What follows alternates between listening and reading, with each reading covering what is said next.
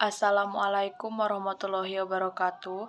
Perkenalkan, nama saya Sela Erinda Pratama dengan NIM B1B1222096 dari Prodi Ilmu Pemerintahan Fakultas Hukum Universitas Jambi.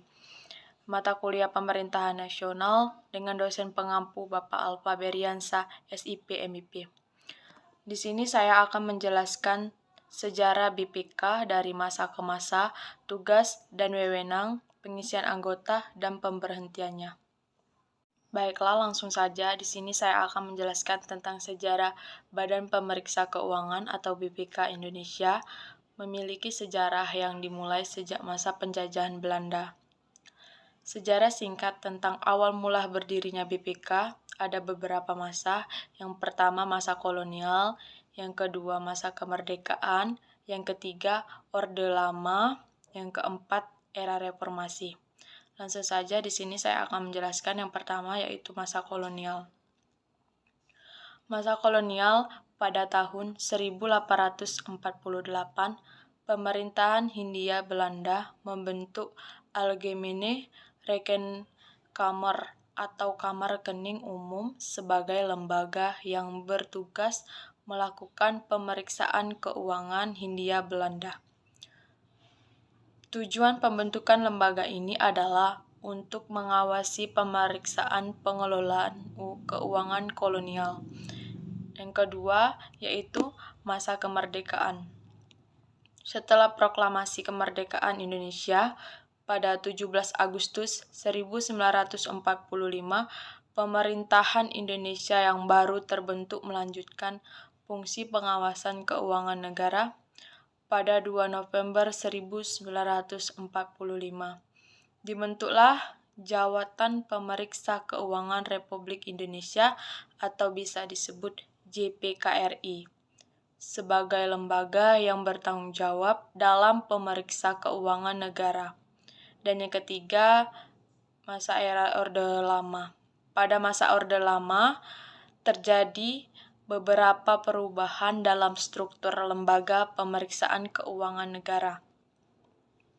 Pada tahun 1956, JPKRI diganti namanya menjadi Jawatan Pemeriksa Keuangan Negara atau bisa disebut sebagai JPKN. Kemudian pada tahun 1957, JPKN diubah lagi menjadi Badan Pemeriksa Keuangan atau bisa disebut BPK. Pada masa era reformasi, setelah reformasi pada tahun 1998, BPK mengalami perubahan signifikan pada tahun 1999. BPK lembaga negara yang independen melalui perubahan Undang-Undang Nomor 15 Tahun 1999 tentang pemeriksaan pengelolaan dan tanggung jawab keuangan negara. Dalam perubahan ini, BPK diberikan otonomi dalam menjalankan tugasnya tanpa tekanan dari kekuasaan politik. Seiring berjalannya waktu, BPK terus mengalami perkembangan dalam melaksanakan tugas dan fungsi pengawasan keuangan negara. Pada tahun 2003, terbitlah Undang-Undang Nomor 15 Tahun 2003 tentang pemeriksaan pengelolaan dan tanggung jawab keuangan negara yang mengatur lebih detail mengenai peran, tugas, dan kewenangan BPK. Sejalan perkembangan dan tuntutan zaman, BPK terus melakukan peningkatan dalam pemeriksaan dan pengawasan terhadap pengelolaan keuangan negara. BPK bertujuan untuk meningkatkan transparansi, akuntabilitas, efektivitas pengelolaan keuangan negara guna mewujudkan pemerintahan yang baik dan berkeadilan. Berawal dari sebuah kota kecil di sebelah utara Yogyakarta, BPK pertama kali menancapkan peran dan posisinya di Magelang, tercatat menjadi titik awal keberadaan sebuah lembaga yang disampaikan sekarang terus tumbuh dan berkembang menjadi salah satu institusi penting dan strategi di negeri ini. Di tengah revolusi, fisik mempertahankan kemerdekaan, tepat 1 Januari 1947, BPK saat itu resmi berdiri. Melalui SK Presiden RI tanggal 28 Desember 1946 yang terbit sebelumnya. Lembaga ini pertama kali dipimpin oleh R. Soeharto, seorang tokoh yang kemudian juga dipercaya sebagai salah satu delegasi Indonesia dalam konferensi Meja Bundar pada tahun 1949.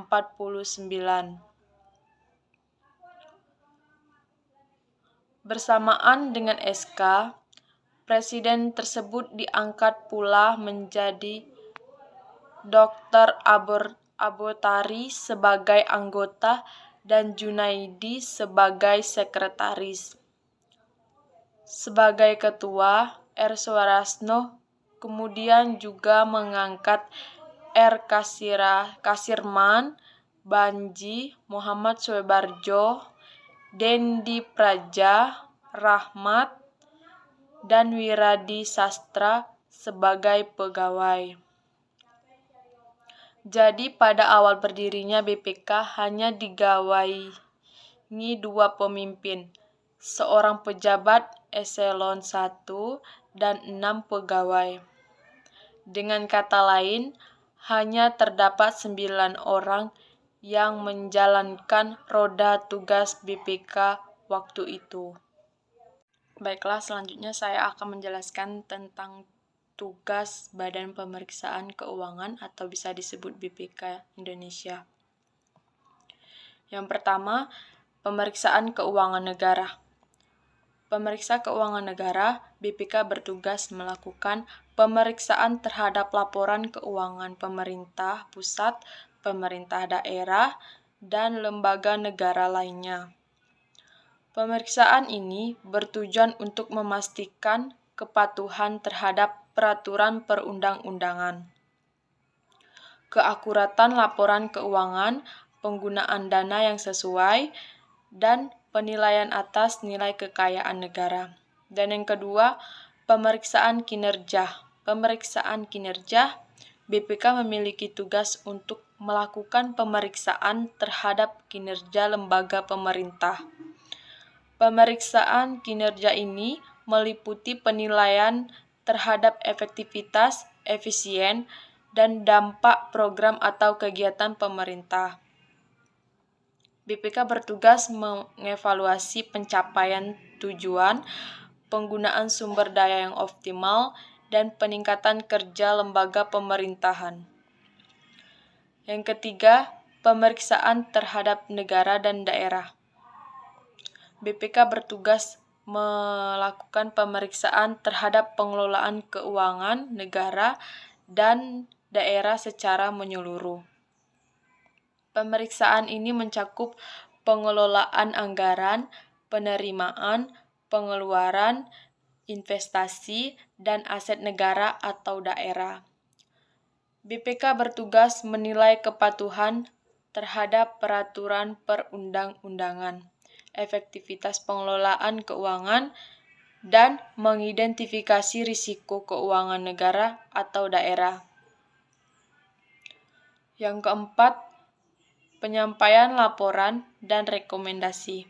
Setelah melakukan pemeriksaan, BPK memiliki tugas untuk mencapai laporan pemeriksaan kepada pihak yang berwenang, seperti Dewan Perwakilan Rakyat atau bisa disebut DPR dan pemerintah. Laporan tersebut berisi temuan kesalahan atau ketidaksesuaian yang ditemukan selama pemeriksaan, serta rekomendasi perbaikan atau tindakan yang diperlukan. BPK bertugas memberikan saran dapat meningkatkan akuntabilitas dan transparansi dalam pengelolaan keuangan negara. Adapun tugas BPK berdasarkan Undang-Undang Nomor 15 Tahun 2006 Bab 3 Bagian Pertama.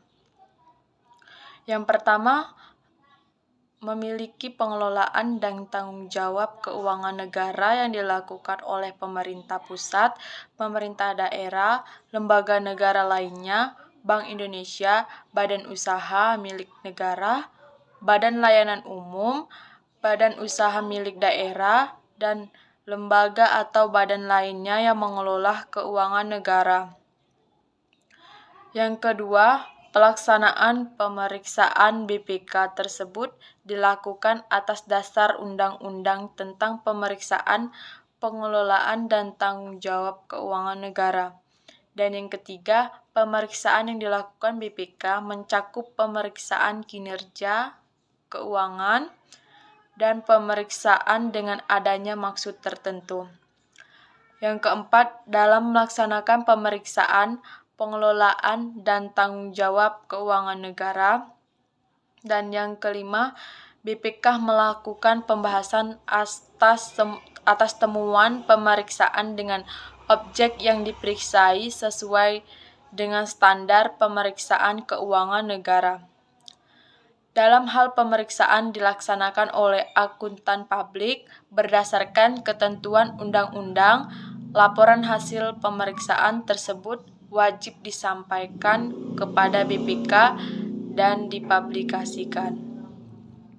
Yang keenam, hasil pemeriksaan pengelolaan dan tanggung jawab keuangan negara diserahkan kepada DPD, DPR, dan DPRD. Dan juga menyerahkan hasil pemeriksaan secara tertulis kepada Presiden, Gubernur, dan Bupati Wali Kota. Yang ketujuh, untuk keperluan tindak lanjut hasil pemeriksaan BPK, menyerahkan pula hasil pemeriksaan secara tertulis kepada Presiden, Gubernur, Bupati, atau Wali Kota sesuai dengan kewenangannya. Nomor 8, apabila dalam pemeriksaan ditemukan unsur pidana, BPK melaporkan hal tersebut kepada instansi yang berwenang sesuai dengan ketentuan perundang-undangan paling lama 1 bulan sejak diketahui adanya unsur pidana tersebut. Baiklah, selanjutnya saya akan menjelaskan tentang wewenang Badan Pemeriksaan Keuangan atau bisa disebut BPK. Yang pertama, wewenang akses informasi dan dokumen. BPK memiliki wewenang untuk meminta akses terhadap informasi dan dokumen yang berkaitan dengan pengelolaan keuangan negara. Ini termasuk akses terhadap laporan keuangan, data anggaran, transaksi keuangan, dan dokumen terkait lainnya. Yang kedua, wewenang pemeriksaan lapangan. BPK memiliki wewenang untuk melakukan pemeriksaan lapangan langsung di tempat-tempat yang terkait dengan pengelolaan keuangan negara. Hal ini termasuk melakukan kunjungan ke instansi pemerintah, lembaga, atau tempat lain yang terkait dengan pemeriksaan. BPK berwenang untuk melakukan audit fisik terhadap aset negara dan melakukan verifikasi langsung terhadap penggunaan anggaran. Dan yang ketiga, wewenang advokasi dan pengawasan. BPK memiliki wewenang untuk memberikan saran, rekomendasi, dan masukan kepada pemerintah terkait kebijakan dan program yang berdampak bagi pengelolaan keuangan negara. BPK juga memiliki wewenang untuk melakukan pengawasan terhadap pelaksanaan rekomendasi pemeriksaan yang telah disampaikan. Ada juga berdasarkan Undang-Undang Nomor 15 Tahun 2006 Bab 3 Bagian kedua, kewenangan BPK meliputi yang pertama, menentukan objek pemeriksaan, merencanakan serta melaksanakan pemeriksaan, penentuan waktu dan metode pemeriksaan serta menyusun maupun menyajikan laporan juga menjadi wewenang dari BPK tersebut. Yang kedua, meminta keterangan dan atau dokumen yang wajib diberikan oleh setiap orang unit, organisasi pemerintahan pusat, pemerintah daerah, lembaga negara lainnya, Bank Indonesia, badan usaha milik negara, badan layanan umum, badan usaha milik daerah, dan lembaga atau badan lain yang mengelola keuangan negara. Dan yang ketiga, membina jabatan fungsional pemeriksaan. Yang keempat, memberi pertimbangan atas standar akuntansi pemerintahan. Yang kelima, memberi pertimbangan atas rancangan sistem pengendalian interpemerintah pusat atau pemerintah daerah sebelum ditetapkan oleh pemerintah pusat atau daerah. Dan yang keenam, melakukan pemeriksaan di tempat penyimpanan uang dan barang milik negara, di tempat pelaksanaan kegiatan, pembukuan dan tata usaha keuangan negara, serta pemeriksaan terhadap perhitungan-perhitungan, surat-surat, bukti-bukti, rekening koran, pertanggungjawaban, dan daftar lain yang berkaitan dengan pengelolaan keuangan negara. Dan yang ketujuh, menetapkan jenis dokumen data serta informasi mengenai pengelolaan dan tanggung jawab keuangan negara yang wajib disampaikan kepada BPK. Yang kedelapan, menetapkan standar pemeriksaan keuangan negara serta konsultasi dengan pemerintah pusat atau pemerintah daerah yang wajib digunakan dalam pemeriksaan pengelolaan dan tanggung jawab keuangan negara. Dan yang kesembilan, menentukan kode etik pemeriksaan pengelolaan dan tanggung jawab keuangan negara. Dan yang terakhir atau yang ke-10, menggunakan tenaga ahli dan atau tenaga pemeriksa di luar BPK yang bekerja untuk dan atas nama BPK. Baiklah, di sini selanjutnya saya akan menjelaskan pengisian anggota BPK.